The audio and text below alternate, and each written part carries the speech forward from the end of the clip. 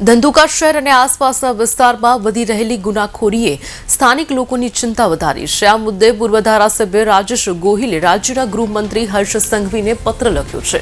પત્રમાં તેમણે ગઈકાલે સાંજે થયેલી લૂંટની ઘટનાનો ઉલ્લેખ કર્યો છે।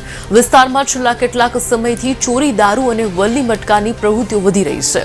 આ સામાજિક પ્રવૃત્તિઓ સામે પોલીસ તંત્ર નિષ્ક્રિય હોવાનો આક્ષેપ પણ તેમણે કર્યો છે।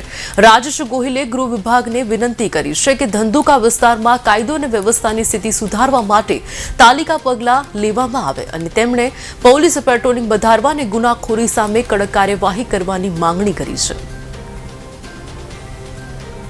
હું રાજેશભાઈ ગોહિલ, પૂર્વ ધારાસભ્ય ધંધુકા મેન હાઈવે ઉપર ડોક્ટર કિશોરભાઈ શાહનું ઘર આવેલું છે। ત્યાં સાંજના 7:15ની આસપાસ 3 થી 4 અજાણ્યા ઈસમો ઘરમાં ઘૂસી હથિયારો સાથે આવેલા અને ઘરમાં એમના પત્ની હતા તેમની ઉપર હિચકારી હુમલો કરી ગંભીર ઇજાઓ પહોંચાડી અને લૂંટનો પ્રયાસ કરેલ।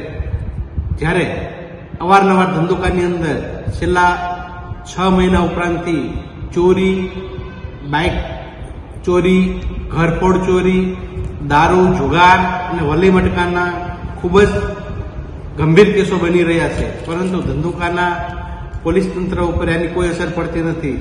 જેથી મેં આજરોજ માનનીય ગૃહમંત્રી શ્રી અને અમદાવાદ જિલ્લાના એસપી શ્રીને અને કલેક્ટરશ્રીને જાણસારું એક લેટર લખી અને લેખિત રજૂઆત કરી છે અને ગંભીર પગલાં લેવા માટે રજૂઆત કરી છે।